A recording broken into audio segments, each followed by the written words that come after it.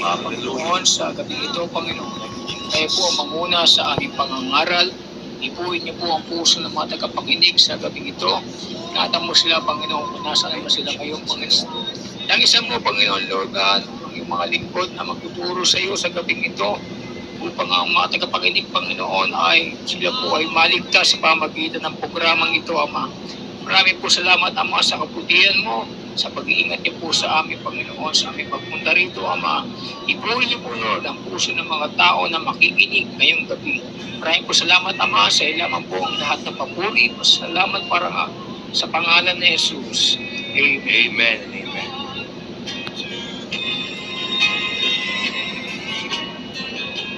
Praise the Lord. At sa gabing ito, mga kababayan, ay muli po nating nais batiin ang bawat isa ng isang magandang gabi po. Sa pangalan ng ating mahal na Panginoon, nawa po'y nasa mabuti po tayong kalagayan sa ating mga minamahal na mga kababayan na nakikinig po sa atin sa gabing ito. Pagpalain po nawa tayo ng ating mahal na Panginoon at gayon din po sa lahat po ng ating mga kapatiran under the banner of Mac JC International. Sa lahat po ng ating mga kapatiran sa Luzon, Visayas, and Mindanao, sa ating pong mga minamahal na bishop. Praise God sa lahat po ng ating mga ginagalang na mga pastor, mga evangelist. Praise God mga manggagawa ng ating mahal na Panginoon, sa lahat po ng mga elders, at sa lahat po ng ating kapatiran. Praise God sa lahat ng department, sa ating po mga local churches. Magandang gabi po sa ating lahat. Magpalain po tayo ng ating mahal na Panginoon at din po sa ating mga kapatiran sa ibayong dagat na nakikinig po sa ating ngayong gabi. Pagpalain po tayo ng ating mahal na Panginoong Jesucristo. At sa hindi po pagkakatagal, tayo po ay dadako sa pagbasa ng salita ng ating mahal na Panginoon, na dito po natin kukunin ang ating pong topic. Praise God, dito po sa Zechariah chapter 14 verse 9. Ganito po ang sinasabi ng Biblia, "And the Lord shall be king over all the earth. In that day shall there be one Lord, and His name one." Sa Tagalog po, "At ang Panginooy magiging hari sa buong lupa. Sa araw na yaoy magiging ang Panginoon ay isa, at ang kanyang pangalan ay isa." Pagpalain ng Panginoon ang pagkabasa ng kanyang mga salita ngayong gabi. Praise God, hallelujah. At dito po ating kukunin ating topic. Ngunit bago yan, ay ibibigay pa din ating panahon sa ating kasama sa Brother Aljon para sa kanyang may babahagi. Praise God, Brother Aljon. Mga kababayan, mga kapatid, at muli po ay nagkarinigan tayo Glory, sa hallelujah. salita ng kapanalan. Hallelujah. Tayo po mga kababayan, mga kapatid, ay ibig ko pong itabik sa inyo dito po sa John Kapitulo 20, versikulo 17. Sinabi sa kanya ni Jesus, "Huwag mo akong hipuin, sapagkat hindi pa ako nakakaakyat sa Ama. Ngunit pumaroon ka sa aking mga kapatid, at sabihin mo sa kanila, aakyat ako sa aking Ama, inyong Ama, at aking Diyos, at inyong Diyos." So mga kababayan, mga kapatid, dito po sa talatang ito ay maraming mga katanungan, Brother JR. Amen. Ang una pong tanong ay, bakit ayaw magpahipo ni Jesus? Pangalawa po, sino ang kanyang mga kapatid? Pangatlo, bakit siya aakyat sa Ama? At ang pang-apat po ay, ang sabi niya, aakyat ako sa aking Ama, inyong Ama, aking Diyos, at inyong Diyos. So mga kababayan, mga kapatid, kaya po ayaw magpahipo ng ating Panginoong Jesus. Maari si Maria ay mahipo ba JR sa ibang parte ng katawan ng Panginoon. So ang Diyos po ang nakakaalam, mga kababayan, mga kapatid. Nakikita lang po ng talatang ito na hindi pwedeng humipo ang babae sa lalaki, mga kababayan, mga kapatid. Amen. At pangalawa, mga kababayan, si Maria po ay hindi siya kabilang sa 12 apostol.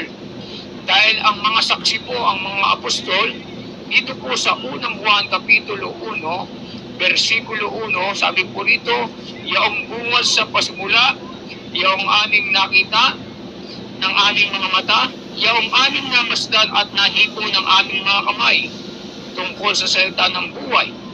At ang buhay ay nahayag at aming nakita at pinatutuhanan. At sa inyo'y aming binabalita ang buhay na walang hanggan na kasama ng Ama at sa atin ay nahayag. Yung aming nakita at narinig, siya rin namin binabalita sa inyo, upang kayo naman ay magkaroon ng pakikisama sa amin. Oo, at tayo ay may pakikisama sa Ama at sa kanyang anak na si Jesucristo." Amen. So ang saksi po mga kababayan, mga kapatid, ang mga apostol ay JR. Right. Sila ang dapat humipo, sila ang unang makakita sa ating Panginoon, mga kababayan, mga kapatid. Kaya sabi niya kay Tomas, halika rito Tomas, itaiti mo rito ang iyong daliri. Huwag kang hindi manampalayanin, kundi maging manampalayanin ka. So mga kababayan, mga kapatid, kaya po ayaw magpahipo na ating Panginoon. Ngayon po mga kababayan, sino po ang mga kapatid ng ating Panginoon? Pakinggan niyo po sa isang talata ng Biblia, dito po sa Awis, Kapitulo 22, versikulo 22. Aking ipahayag ang iyong pangalan sa aking mga kapatid. Sa gitna ng kapulungan ay pupurihin kita. Sabi rito, I will declare your name. Ipapahayag yung kanyang pangalan sa kanyang mga kapatid. So mga kababayan, mga kapatid, sino po ang kapatid ng ating Panginoong Jesucristo na itinutukoy niya sa talatang ito? Ayon po mga kababayan sa Mateo, Kapitulo 28, versikulo 10, na magagayoy sinabi sa kanila ni Jesus, huwag kayong mga takot, magsiyaon kayo at sabihin ninyo sa aking mga kapatid na magsiparoon sa Galilea at doon makikita nila ako. So si Maria Magdalena at ang isang Maria, mga kababayan, ay nakita sila ng ating Panginoon at sinabi ng Panginoon na pumaroon kayo sa aking mga kapatid na sila ay makikita nila kung sa Galilea kung saan ito'y aking itinuro sa kanila, mga kababayan. So sino po mga kababayan ang kanyang mga kapatid na itinutukoy by JR sa talatang ito? Kung tatanungin po natin mga kababayan sa 16, datapwat nagsiparoon ang 11 alagad sa Galilea sa bundok na sa kanila itinuro ni Jesus. So sinabihan po mga kababayan, mga kapatid, na Panginoong Jesus sila Maria, nasabihin sa kanilang mga kapatid at sila makikita roon. So sinabihan by JR ni Maria at ng isang Maria, yung 11 apostol, dahil patay na po si Judas ng araw na ito, mga kababayan. Pagpapahingin ng ating mahal na Panginoong Jesus. Amen. Ngayon po mga kababayan, bakit siya aakyat sa Ama? Kaya po siya aakyat sa Ama, mga kababayan, dahil galing po siya sa Ama. Pakinggan niyo po sa isang talata ng Biblia, sa John chapter 13, verse 3, sabi po rito mga kababayan, mga kapatid, si Jesus, pagkatalastas na, ibinigay na ng Ama ang lahat ng mga bagay sa kanyang mga kamay, siya'y nanggaling sa Diyos, at sa Diyos din paroroon. Kaya din ito mga kababayan, mga kapatid, ang binabanggit din po sa John chapter 16, verse 27, sapagkat ang Ama rin ang umibig sa inyo, sapagkat ako'y inyong iniibig, at kayo'y nagsisampaltayan na ako'y nagbuwas sa Ama. Nagbuwat ako sa Ama, at naparito ako sa libutan, at muling iniiwan ko ang sanlibutan, at ako'y paroroon sa Ama. Dahil ba yan, galing siya sa Ama eh. So babalik po siya mga kababayan, mga kapatid, sa Ama. So sabi niya mga kababayan, mga kapatid, bakit po siya babalik sa Ama? Babalik siya by JR dun sa kalagayan niya ng una, mga kababayan, mga kapatid. Kaya sabi sa John, Kapitulo 6, versikulo 66, sabi po rito mga kababayan, mga kapatid, sa John chapter 6, verse 62, ano nga kung makita ninyo umaakyat ang tao, ang anak ng tao, sa kinaroroonan niya ng una. So mga kababayan, mga kapatid, sabi po ng Panginoong Jesus, ano nga kung makita ninyo ang anak ng tao na umaakyat sa kanyang kinalalagayan ng una, mga kababayan. So tanungin natin ba diyan, ano ba siya ng una, mga kababayan, mga kapatid? Ano po ang ng una, yung anak ng tao? Pakinggan niyo po sa uno-uno ng 1. Nang pasimula, siya ang berbo. At ang berbo ay sumasa Diyos, at ang berbo ay Diyos. Nang una pala mga kababayan, mga kapatid, siya po ay berbo, by JR. Kaya sabi rin sa Biblia, siya ay babalik sa kalalagayan niya ng una, by JR. Bakit siya babalik sa kanyang kalagayan ng una? Dahil nahayag siya sa laman, mga kababayan at mga kapatid. Kasi mga kababayan, mga kapatid, nahayag siya sa laman, babalik siya sa kalagayan niya ng una. Ano siya ng una? Siya po ang berbo, siya po ang Diyos, mga kababayan at mga kapatid. Bakit? Sa 14, nagkatawang tao ang berbo.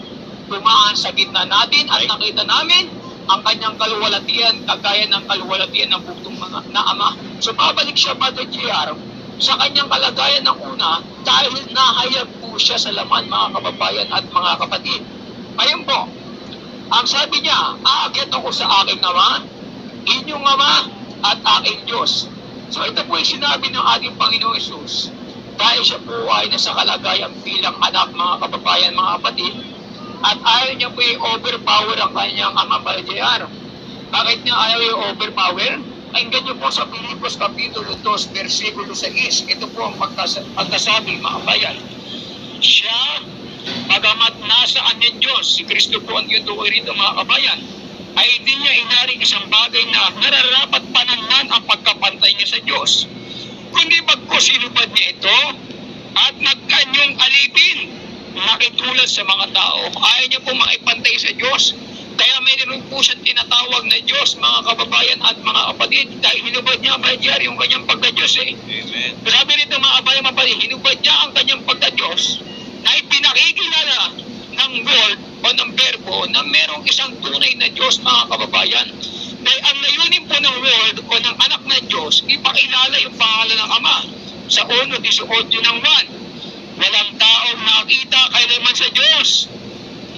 Ang bugtong na anak na nasa sinapupunan ng Ama, siya ang nagpakilala sa kanya. Kaya sabi niya, Baljeyar, naparito ko sa pangalan ng aking Ama. Ayaw ninyo kong tanggapin. Kung siya pumarito sa kanyang ibang sariling pangalan, siya ninyong tatanggapin. Kaya po aakyat ang Panginoon Kristo, babalik po siya sa kanyang kinalalagayan ng una, Baljeyar. Ano ba siya ng una? Siya po ay verbo o siya po ay Diyos na una. Kaya babalik siya sa kinalalagayan niya ng una dahil nahayag po siya, mga kababayan, sa laman. Kasi Baljeyar, kung hindi siya nahayag sa laman, hindi na siya babalik sa kinalalagayan niya ng una. Kasi hindi na siya nagkatawang tao. Amen. Hallelujah. Praise God. Kaya po, mga kababayan, mga kapatid, na ang Panginoong Kristo po, ang kanyang pong pagka-Diyos ay dakila, Baljeyar. Ito po ipinakilala mula pa po, mga kababayan, sa paglalang ng saliputan. Ipinakilala ng Panginoon ang kanyang pagka-Diyos upang ang tao, Baljeyar, ay wala na po madahilan, mga kababayan. Praise God. So salamat sa ating kapatid, Brother Aljon, na ipinakilala at ipinahayag ang pagka-Diyos ng ating Panginoon at ang kanya pong pangalan, mga minamahal na mga kababayan, ay walang iba kundi ang ating mahal na Panginoong Jesucristo. Amen. So ngayon, na italakay ng ating kapatid ang pagka-Diyos ng ating Panginoon at ngayon naman ay nais nating talakayin ano ba talaga ang pangalan ng Panginoong Diyos na ating pinaglilingkuran. Amen. Sapagkat mga kababayan at mga kapatid, although ito po ay isang napakapalasak na topic, praise God, sa bawat isang ngunit nais po nating bigyang clarification sapagkat napakahalaga po nito, mga kababayan, sa ating kaligtasan. Dahil hindi po tayo maliligtas kung hindi po ating kilala ang ating Diyos. Praise God, ang pagkakilala sa Diyos, praise God, hallelujah, hindi lamang po sa kanyang pangalan, kundi ang pagkakilala sa Diyos, yung pagtupad ng kanyang mga kautusan. Amen. Paano po natin matutupad ang kanyang kautusan ng buong buo ang kanyang mismong pangalan, mga kababayan at mga kapatid, hindi po natin naiintindihan kung ano po ba talaga. Praise God, dahil napaka-essential po nitong pangalan na ito sa ikaliligtas po natin, mga kababayan at mga kapatid. Praise God, hallelujah. So ngayon, ang nabasa natin kanina, Zechariah chapter 14 verse 9, na magkakaroon lamang po ng isang pangalan. Amen. Yun po ay sabi ng Old Testament, mga kababayan at mga kapatid. At mayroong mga mangaral, praise God, na kanilang pinangahawakan na ang pangalan ng Diyos na makapangyarihan sa lahat ng kalasiyasabi si Jehovah. Ang sabi naman ay si El Shaddai. Ang sabi naman ng iba, mga kababayan at mga kapatid, ay si Yahweh. Ang iba naman ay si Adonai. Amen. Praise God, hallelujah. At meron silang mga pinangahawakang mga talata. Ang ilan dito, mga kababayan at mga kapatid, ay ating isa-cite sa gabing ito dito po sa awit 83 versikulo 18 upang kanilang maalaman na ikaw lamang na ang pangalan ay Jehovah ay kataas-taasan sa buong lupa. So ito po kanilang pinangahawakan ng mga naniniwala si Jehovah ang pangalan ng tunay na Diyos. Praise God, hallelujah. Sapagkat ang sabi ito sa 83 verse 18 na si Jehovah ang kataas-taasan sa buong lupa. Amen. Ngayon, mga kababayan at mga kapatid, praise God, kapag sinabing kataas-taasan, may mas tataas pa ba doon?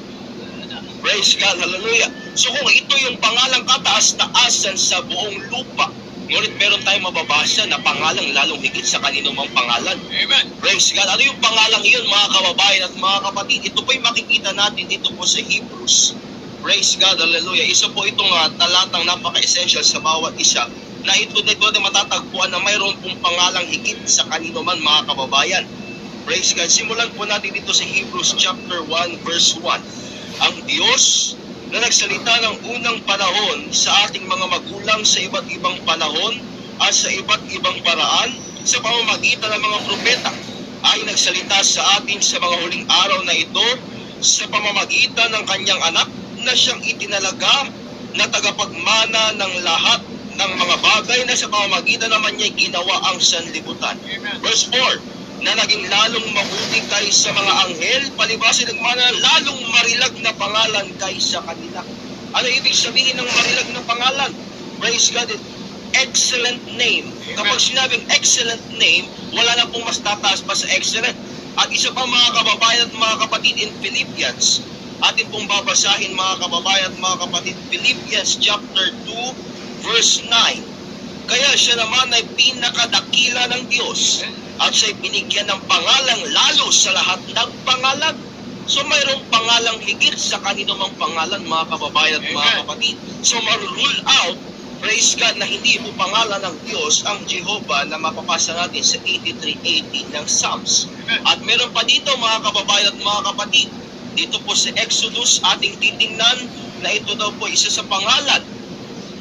Dito po sa Exodus chapter 3 verse 14 o simulan po natin sa verse 13. Ang sinabi ni Moises sa Diyos, narito, pagdating ko sa mga anak ni Israel at sasabihin ko sa kanila, sinugo ako sa inyo ng Diyos ng inyong mga magulang at sasabihin nila sa akin, ano ang kanyang pangalan? Anong sasabihin ko sa kanila? Verse 14, sinabi ng Diyos kay Moises, ako yaong ako nga. At kanyang sinabi, ganito ang sasabihin mo sa mga anak ni Israel, sinugo ako sa inyo ni ako nga. Praise God, hallelujah. So di mo ba dahil yung salitang ako yaong ako nga o ako nga, pangalan ba ito? Praise God, hallelujah. Hindi po ito pangalan mga kababayan at mga kapatid. Amen. Praise God, hallelujah. Sapagkat ang pangalan, pangalan talaga. Amen. Praise God, merong pangalan in general, pero hindi ito pangalan na specific na tao o specific na bagay o specific na isang praise God, na pinatutungkulan nito mga kababayan at mga kapatid. Amen. Praise God, ngunit sa gabing ito ating pinag-uusapan ng isang specific at specifically, ito po yung specific na tunay na Diyos at hindi siya pwedeng bigyan ng general name. Praise God, hallelujah. So ngayon, ano po yung tunay na pangalan ng ating Panginoon? So nabasa natin kanina, there shall be only one name. Praise God, at ang pangalan na ito po yung pangalan ng walang hanggang Diyos. Amen. Praise God, hallelujah. Walang hanggan po ito mga kababayan at mga kapatid, kagaya sa panahon ni Abraham, na kanyang sinambitla yung pangalan ng praise God, walang hanggan na Diyos. Dito po sa Genesis chapter 21 verse 33, at nagtanim si Abraham ng isang punong kahoy na tamaring sa Beersheba. Sinambitla doon ang pangalan ng Panginoong Diyos na walang hanggan. So meron palang pangalan yung Diyos na walang hanggan. Ngayon, ano ba itong pangalan na ito? Praise God, hallelujah. So hindi po tayo po pwedeng mag-jump into conclusion sabagat meron tayo nabasa in the Old Testament na kung ano po yung nakita natin, yun na po yun mga kababayan. Tandaan po natin, biblical warning, ang pangangaral po ng salita ng Diyos o ng pagpapaliwanag po ng salita ng ating mahal na Panginoon, hindi po ito nakukuha sa sariling pagpapaliwanag. 2 Peter chapter 1 verse 20, na maalaman mo na ito, na alinmang hula ng kasulatan ay hindi nagbuhat sa sariling pagpapaliwanag. Ngayon mga kababayan at mga kapatid, ano ang pangalan ng tunay na Diyos? Mayroong inihula si Isaias mga kababayan at mga kapatid, dito po sa kanyang sulat sa Isaias, praise God, hallelujah, na ating babasahin. Dito po natin matatagpuan na itong pangalan na ito po yung pangalan ng tunay na Diyos. In Isaiah chapter 9 verse 6, sapagkat sa atin ay ipinanganak ang isang bata, sa atin ay ibinigay ang isang anak na lalaki, at ang pamamahala ay maatang sa kanyang balikat, at ang kanyang pangalan, Brother Aljun, ay tatawaging kamangha-mangha, tagapayo, makapangyarihang Diyos, walang hanggang Ama, Pangulo ng kapayapaan. Ano sabi? Makapangyarihang Diyos. Pangalawa, walang hanggang Ama. Anong pangalan itong inihula ni Isaias, mga kababayan at mga kapatid? Tunghayan po natin ang isang talata ng Biblia Dito po sa Mateo Kapitulo 1, versikulo 21,25. At siya'y manganganak ng isang lalaki. Ito na, papakilala yung pangalan. At ang pangalang itatawag mo sa kanya'y Jesus, sapagkat ililigtas niya ang kanyang bayan sa kanilang mga kasalanan. Verse 25, at hindi nakilala siya hanggang sa maipanganak ang isang lalaki at tinawag niya ang kanyang pangalang Jesus. So ang hula ni Isaias, ipapanganak ang isang lalaki at ang kanyang pangalan tatawagin kamangha-mangha, tagapayo, makapangyarihang Diyos, walang hanggang Ama, Pangulo ng Kapayapaan. Dito sa Mateo 1:21,25, ipinanganak din ang isang lalaki. At yung ipinangalan sa lalaking ito, ano ipinangalan? Jehovah? No, hindi rin El Shaddai, hindi rin po Adonai, mga kababayan, mga kapatid. Ang ipinangalan sa batang ito ay wala iba kundi Jesus. Amen. Praise God, hallelujah. Saan ang galing itong pangalang ito? Praise God, hallelujah, na ipinangalan doon sa bata. O tunghayan po natin ito, mga kababayan at mga kapatid, sa John chapter 5, verse 43. Dito po natin makikita na parito ako sa pangalan ng aking Ama, at ayaw niyo kung tanggapin. Kung iba pumarito sa kanyang sariling pangalan, ay siya ninyong tatanggapin. So yung pangalan, taglay-taglay nung ipinanganak na bata, praise God, clarification, mga kababayan at mga kapatid, yung ipinanganak po sa pasabsabang laman, hindi po Diyos yung laman na yun, mga kababayan at mga kapatid. Sapagkat ang Diyos po ay Espiritu, ang Espiritu ay walang laman, walang buto, at walang dugo. Yung ipinanganak sa pasabsaban, mga kababayan at mga kapatid, ay mayroon po yung katawan. Mayroong laman, mayroong puto, at mayroong, praise God, dugo. Praise God, hallelujah. So anong pangalan, ano ang Diyos doon sa ipinanganak na yun? Yung kanyang pangalan. Praise God, yung kanyang pangalan. Meron po ba tayong mababasa na praise God yung pangalan, yung dapat nating sambahin? Amen. Ito po sa Mateo, isa pong patunay, mga kababayan. Mateo 6, versikulo 9. Magsidalangin nga kayo ng ganito, Ama namin na nasa langit ka, sambahin nawa ang pangalan mo.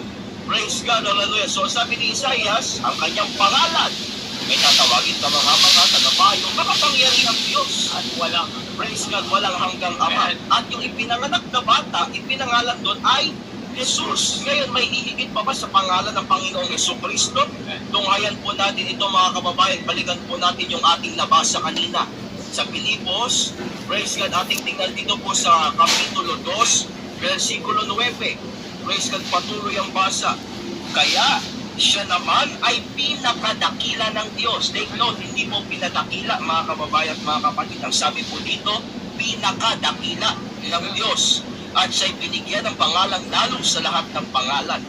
Upang sa pangalan ni Jesus ay iluhod ang lahat ng tuhod ng nangasa langit at ng nangasa ibabaw ng lupa at ng nangasa ilalim ng lupa. At upang ipahayag ng lahat ng mga dila na si Jesucristo ay Panginoon sa ikaluluwalhati ng Diyos Ama. malinaw ba, JR? Iisa talaga ang pangalan ng ating Panginoon. Praise God, hallelujah.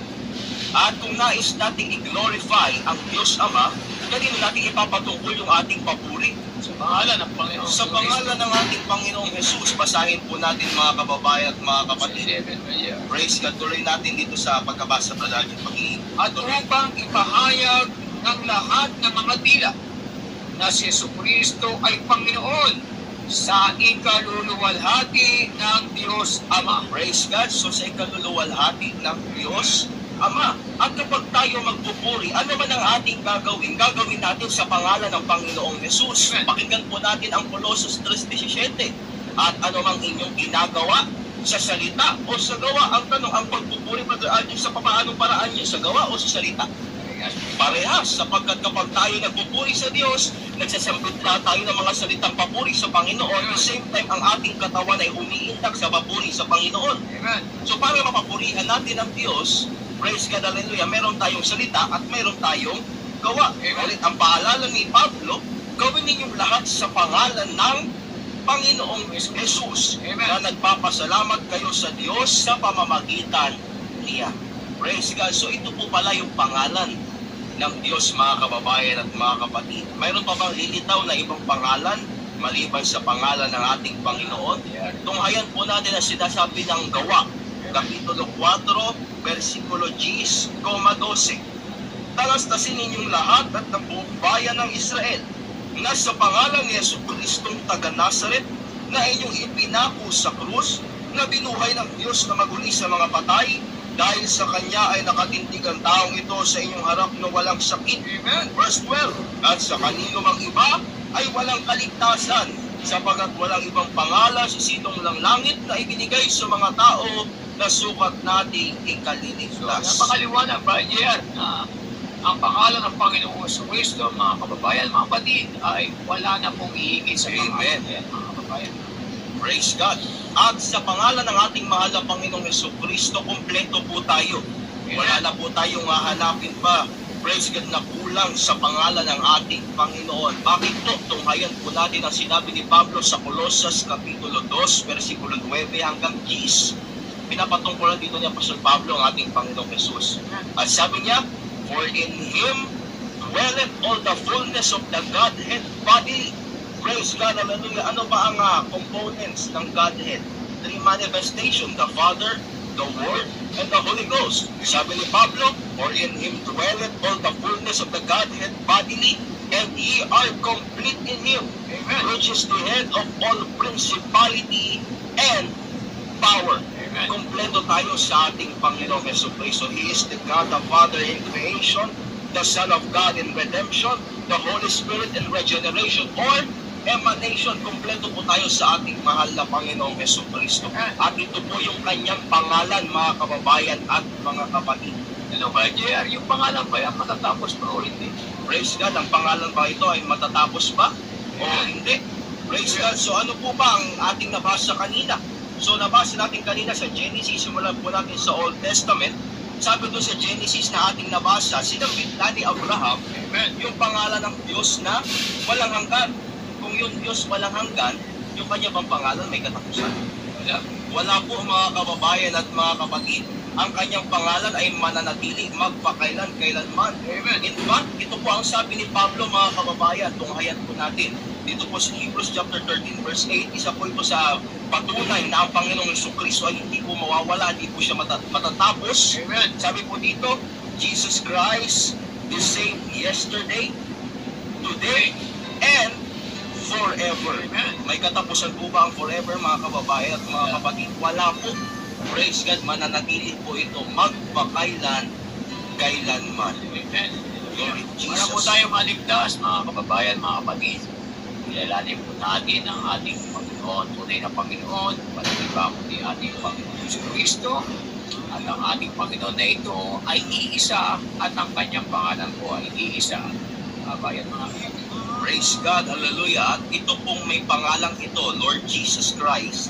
Siya po yung babalik upang tayo po ay iligtas, kung tayo po ay naglingkod sa ating mahal na Panginoon, mga minamahal naming kababayan at mga kapatid. Amen. Sabi po ni Juan sa kanyang sulat, tunghayan po natin yung mga huling versikulo ng Revelation chapter 22 verse 21. Ang biyaya ng Panginoong Isus ay mabasa sa mga banal nawa, siya nawa. Praise God. At sabi sa verse 20, ang sumasaksi sa mga bagay na ito ay nagsasabi, oo, ako'y madaling pumaparito, siya nawa. Pumarito ka, Panginoong Jesus. So ang Panginoon ay muli pong babalik, mga minamahal naming kababayan at mga kapatid. Praise God, hallelujah. At ang kanya pong pangalan, hindi po ito matatapos, hindi po ito mawawala. Praise God. So sa ating gabi, mga kababayan, mga kapatid, sa oras na ito, meron po tayong katanungan. Maaari po tayo mag-text, mga kababayan, mga kapatid.